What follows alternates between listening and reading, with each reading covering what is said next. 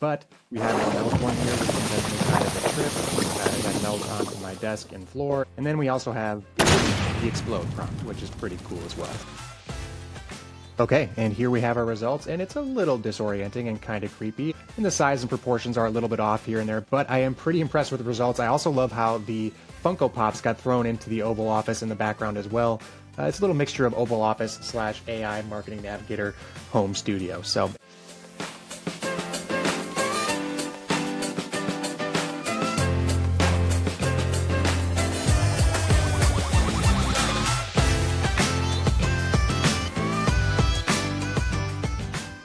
what is up, everybody? Welcome to another episode of the AI Marketing Navigator. This is your daily compass in the ever-evolving world of AI marketing. Okay, Navigators, we are back today with more AI video generation goodness, and I am absolutely kicking myself because today we are covering a tool that has been around for a little while in the video generation space, but I never pulled the trigger on it or did an episode on or subscribed to it or even experiment with it, and that is Pika AI from Pika Labs. And like I said, I'm definitely kicking myself because I think this is going to end up being one of my favorite tools to demo, especially with their latest feature, Pikadditions. And they are once again making waves in the AI space with this feature. And that's kind of what prompted me to do this dive on the tool today and make sure anybody who's listening who hasn't heard of Pika AI or like me has yet to try it can add it to their AI marketing tool belt. So with that, let's go ahead and talk a little bit about Pika AI. We'll do some background on the tool, talk about some of its features, and we'll do a tour and a demo of it as well. Pika AI was founded in 2023 by Stanford PhD students Demi Gu and Chenlin Meng, and as always, I apologize if I mispronounce those names. Two of them formed Pika Labs, which created Pika AI, and just like all of the other generation AI or gen tools that we've covered, they offer a variety of different tools and features that are going to help you transform different text prompts and image inputs or existing videos into high quality video outputs. And there are several models that make up the Pika family, ranging from Pika 1.0, the original classic model, all the way to the current 2.1, and obviously each model has seen increasingly impressive features and functionalities, and like many of the video generation tools we've covered so far, the core features are basically going to enable you to input text prompts, upload images to use as different inspiration in scenes and videos. Of course, they can apply a variety of different styles to those inputs, and the resulting outputs can be photorealistic, cinematic, cartoon, or animated. All sorts of different customizations can be performed to your video generations, which should sound very familiar to other tools that we've tested, like camera movement or different transitions, different special effects. But there are a few places where I think Pika AI really differentiates itself, and we'll touch on each of those in the episode today. The special effects are in themselves really fun and a great way to see kind of just how impressive the tool is. So I'm very excited to show you those. So, as with all AI video generators in our tool belt at this point, there is a ton of potential here for content creators and marketers or advertisers to be used in creative campaigns. But again, I think this is especially the case with Pika, given some of the features that we're going to touch on in tonight's episode. For instance, introduced in Pika 2.0, you can input different scene ingredients like characters and objects or specific backgrounds and mix these ingredients together and integrate them into an output video that seamlessly combines those elements. So we will also demo that, the Pikascenes, on today's show. Starting at Pika 1.5, so after their original model, there are really three core features, though, or functionalities on top of general video generation. And we're going to touch on each of these tonight and try and demo them as well as we can. The feature that I already mentioned and that made me want to record today's episode was Pikadditions, and this is their newest drop that allows users to directly insert objects or characters or any variety of imaginable elements into existing videos. And I saw some of the examples of this earlier today on X and on social, and they look really impressive and really fun. I think it's also probably been behind, or at least the models that are similar to this one that are powering Pika 2.1 have kind of been involved in these AI-powered in-painting into existing videos. And there have been some pretty convincing generations out there on the socials so far that have been fooling some people, even though we're in the early days of AI here, where these existing videos have some very realistically integrated features or characters. I think the example I'm thinking of right now was something along the lines of like a shark or an octopus or something that was beached. Maybe it was like a kraken or something very, very terrifying. but startlingly realistic with some of these generations. And it looks kind of reminiscent of what we're seeing with some of the Pikadditions, which we'll see here shortly. And it's really impressive how seamlessly this is done with the Pikadditions. They're going to adjust the lighting and the shadow and the physics and the motion to make sure that everything appears natural, and the effects, like I said, are really pretty impressive. These added elements and objects can interact dynamically with characters and existing elements in the video. Pretty mind-bending stuff, and I think it's another one of the things that's going to have a huge impact as far as adoption outside of the AI bubble when people start seeing some of the creative results of this in-painting technology or these Pikadditions. And again, we're going to demo that as best as we can in the episode tonight, as well as take a general tour of Pika and touch on some of the features in each of the models as well. We're also going to hit the pricing of Pika. Spoilers, you will need to go to a paid tier to get the commercial use and to remove a watermark. We've talked about that with many of these generation tools, so that's also going to be the same case here with Pika. But the next core feature that I want to touch on is Pikascenes, and this is the feature that's going to allow you to use those scene ingredients that we mentioned a little bit ago. You're going to need to use Pika 2.0 or Pika 2.1 for the Pikascenes feature. But again, you can do a variety of scene customizations. Users can upload images of characters or objects or settings and then combine them into these scenes, which allows for some pretty dynamic storytelling when these elements can all interact with each other. There's also some pretty impressive motion and animation capabilities within Pika, which we're also going to test out tonight. And I think what we'll do is we'll just use the same prompt of our dynamic snowboarder that we used in a previous episode where we tested some of these AI video generators up against each other. And so we'll see how the original Pika model, Pika 1.0, does compared to the newer model. And then we'll also try each of these features that we're touching on. And we'll see where Pika ranks as far as our dynamic motion test goes. So we'll have a couple different demos to do tonight and a couple different outputs to share from tonight's episode. Okay, and then the third feature that we're going to touch on and what I wanted to make sure to cover was Pikaffects, which we also just mentioned. This is the really fun one that was introduced in the Pika 1.5 model, and it's going to allow users to apply a set of templated effects or basically animations to existing video elements. And again, it's just so impressive what these AI models are able to do and how they're able to process this existing media. So among the effects that we will see here shortly are things like explode or crumble, where objects are going to break up into multiple different fragments, or cakeify, which is a really fun one where you're going to transform different subjects into hyper realistic cakes. I think we'll have to maybe test that one out when we dive into the Pikaffects right here. And as far as use cases go, I think these would, make more sense for a little more whimsical of your generations or content use cases, maybe some organic viral social media content or some creative B-roll for some video, something like that. Okay, let's go ahead and hop into the tool. We're going to start with the pricing page. I'm going to go ahead and share my screen. For anybody who is watching along, you should be looking at the pricing page now. As usual, you have your yearly and monthly options. Looks like you're going to get a 20% discount on the yearly pricing in the case of Pika, but we'll look at each plan for the monthly right now. As is typical in becoming table stakes, we have a freemium option, a free option, so you should be able to test it out tonight or today or whenever you're catching this episode. And like I said, that's basically becoming table stakes with these tools and platforms, and it's just good marketing. Anyway, at the basic tier, you're going to get 150 monthly video credits, so it is a credit-based system. Again, if you're watching along on video, you can see now when I highlight over this info portion, it kind of gives you a breakdown of the cost for each model, what it costs to generate a video. Again, if you're not watching along, it ranges from like 5 credits for their simplest model, their turbo model, which is just text to video or image to video. And it ranges all the way from that 5 credits up to 60 credits, which is what it costs for the 2.1 model using scene ingredients and things like that. So check out the pricing link in the show notes to review those different tiers on your own time. But at the basic tier, again, you have 150 monthly video credits, access to Pika 1.5, but you do not have access to the most recent models, the Pika 2 and 2.1. So you're also going to have to jump into a paid tier before you get those. And then additionally, what you're going to miss out on at that free tier is the ability to purchase more rollover video credits, as well as to download your videos with no watermark, and to use them commercially, which we've already mentioned. Again, you're going to need to pay for that as well.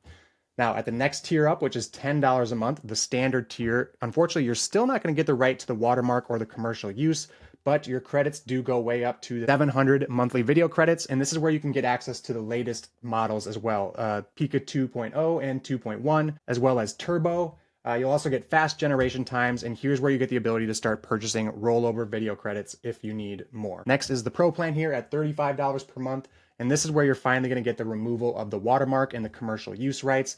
Other than that, the only difference is a huge jump from 700 monthly credits to 2,300. And then finally, you have the fancy plan at $95 a month, the creme de la creativity, as they put it here, which is great copy. You gotta love that. And the only difference here is another huge jump in monthly credits to 6,000. Okay, so let's go ahead and hop over into the app itself.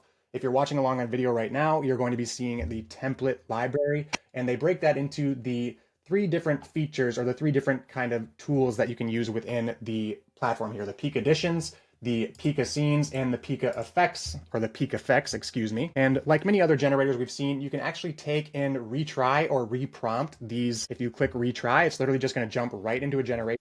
It's going to take place in the library. Right up here at the top, you can switch back between templates and library. And when I did the retry, for some reason it didn't quite work. It actually dropped our little octopus character out of the video. But when I did the reprompt, and when you do click reprompt, if you're watching along on video, again, you can see here, it basically gives you all the elements from this template, the video that they used, the image that they used to add into the video with Pikadditions, and the prompt as well. So when I reprompted it and I generated that, then it seemed to work. And you're seeing right here the output there. This little fun octopus guy, our octopus friend, was back in the results here. And this also kind of gives you an idea of how they prompt these Pikadditions. It reads, add this to my video. Based on the current actions in the original video, come up with a natural and engaging way to fit the object into the video. So this is an example of the Pikadditions feature. And you'll actually see in the library, we have a mixture of Pikadditions, Pikascenes, and Pikaffects that we can switch through here.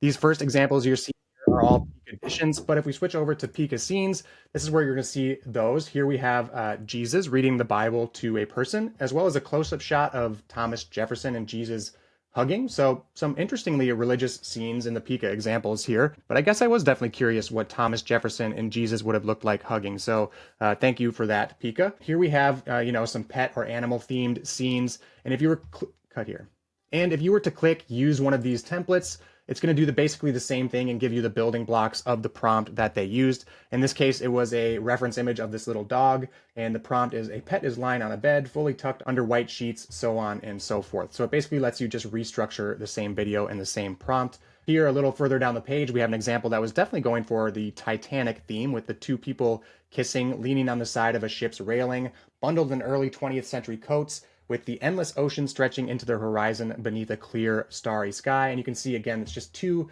pretty generic headshots for our characters here. So again, definitely check out the links in the show notes. You should be able to check out the templates, I would imagine, even if you're on the free tiers. So take a look at these on your own time. Interestingly, though, there are also some public figures being shown here, which has been kind of a big topic of controversy when it comes to these video generation models and these video generations.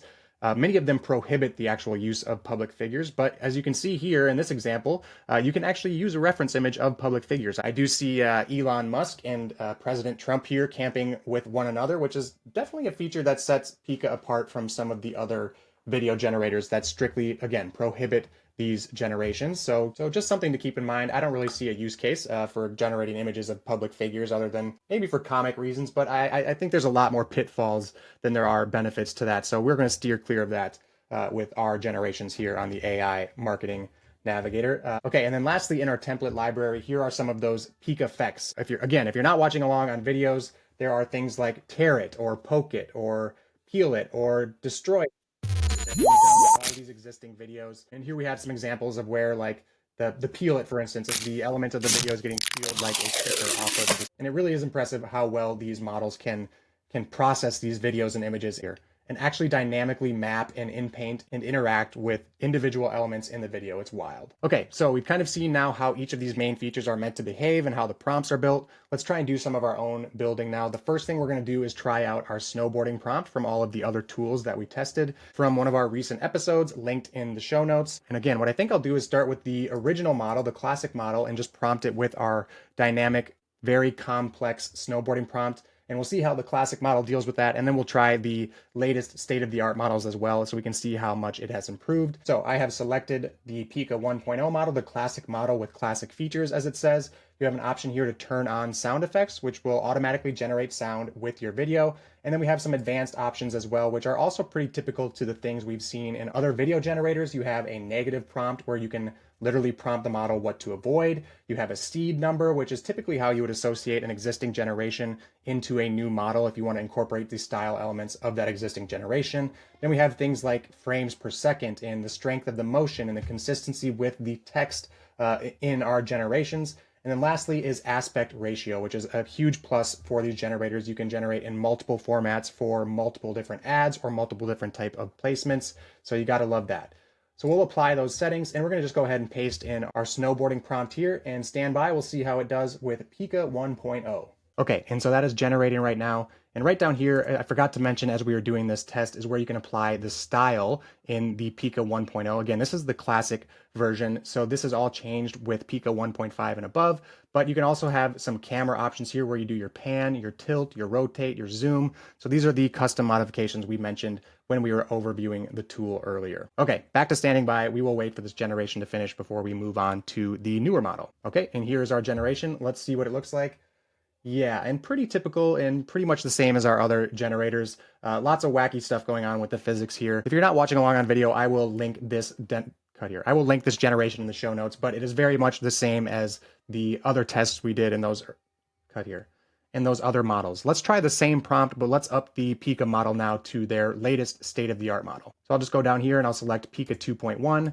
We'll use the same prompt and I'm going to go ahead and generate and stand by. Okay, and here is our latest generation, and it's definitely an improvement from Pika 1.0, but it is clear that even Pika from Pika Labs still struggles with some of these dynamic motions as our snowboarder is maybe just kind of doing a dive off the edge of the half pipe for those of you who aren't watching along. So hopefully Pika Labs or Pika integrates the video jam technology that we just talked about from Meta AI, just like all these other AI video generators hopefully do. And in the near future, we should be able to see dynamic prompts like these being handled ideally with no problem. Okay, next let's try the Pikaffect.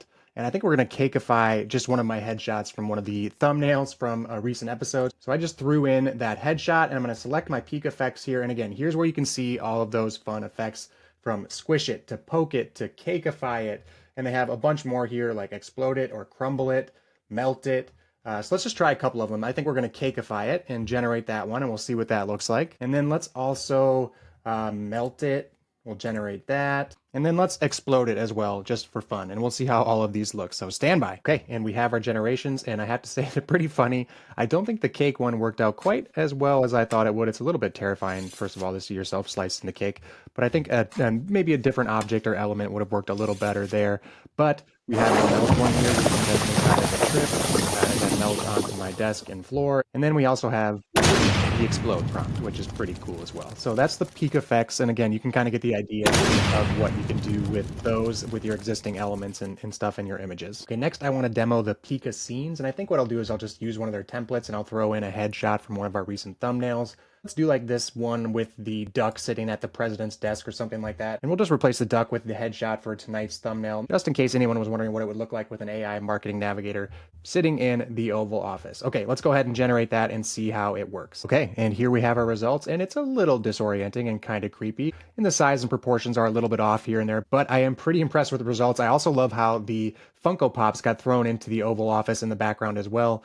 It's a little mixture of Oval Office / AI Marketing Navigator home studio. So anyway, that is Pikascenes. And as quick and dirty as this is, you can see the potential for sure. Cut here. Okay, and then last but not least, let's try the Pikadditions. And this is the whole reason I wanted to do the episode on Pika today, so we could try this new Pikaddition feature. And I'm going to use just the basic Pikaddition prompt that they have here, add this to my video based on the current actions in the original video, come up with a natural and engaging way to fit the object into the video. So I just shot a really quick like panoramic view of my desk and my workstation. And then I generated in Canva actually this little fuzzy purple creature. So I'm going to upload that video and that creature, and we're going to see how the Pikadditions combines them. I hope and I imagine that it would maybe put some creatures on my desk or on the shelf in the background. We'll see how it works in this demo. And again, I'm just going to test it for you guys live. So if it doesn't work, you'll see that as well. But we'll try and get something that kind of demonstrates the capabilities of Pikadditions. So I'm going to upload my video and my image. Stand by. Okay, and here is our result. And I am pretty impressed. We have our purple creature, fuzzy creature standing on our desk. And he does walk along with our camera motion a little bit. I would have hoped that it kind of went along the entire video and he continued to walk around the desk. But this is, again, super quick and dirty. We just threw these in here in about 2 minutes and generated this.